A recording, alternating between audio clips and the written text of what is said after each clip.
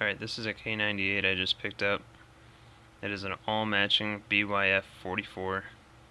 I had about a year ago sold my matching 1939 JP Sawyer, and I kind of been regretting it every single day since I sold it. But it was an offer I couldn't refuse on it, so I decided to let it go. But it was one of those deals where I really, the more I thought about it, the more I'm like, why did I even? I felt like an idiot. But I figured sooner or later I'd find a matching numbers rifle again. Um, Probably nowhere near the price that I got the other one for, but I figured, someday I will stumble upon one. And I did find this one. This one has a unique history and a unique past. I think they all kind of do, but this one has kind of a story behind it that the other one I, did not have any story behind it, at least that I knew. But this one I've heard about, and this one is pretty cool. So the obviously it's a BYF 44, like I said. The finish on it's pretty rough, as are usual for the late war production rifles. The finish quality leaving the factory was not that great. They were getting bombed all the time and whatnot, and the workers were not, I guess, as well trained or skilled, because a lot of them were either forced labor or it was people who weren't that experienced, because a lot of the more experienced people were getting called up for service because they were run out of soldiers. But this is a all original matching numbers rifle, BYF 44, as you can see on top of the receiver.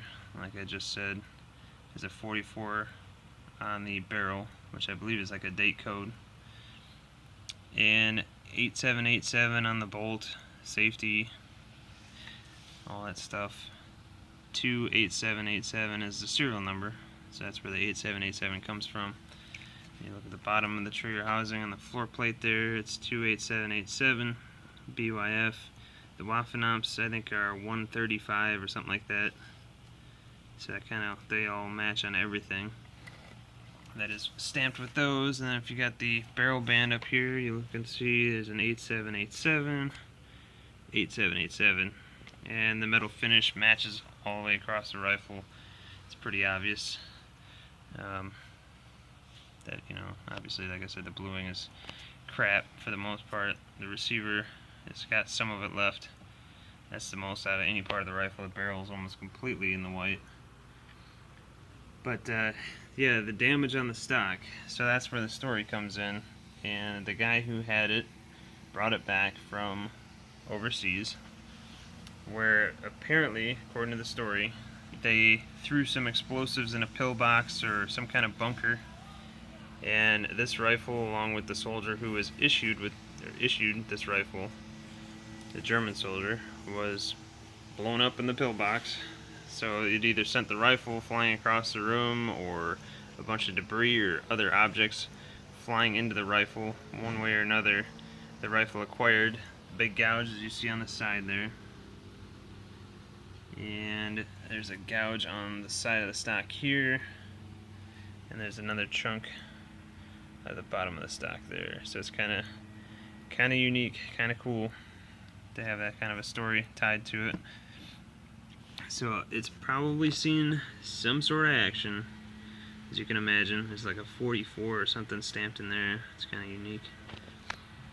But one of those things where most people are looking for the really pristine rifles, something that's just immaculate, and I kind of had that with that other one. It was about as good as it's gonna get for the most part, unless it was some rifle that was manufactured and set in a freaking armory and never touched since 1940, 1941, or one of those early ones, but where they actually had the really good quality finish and everything.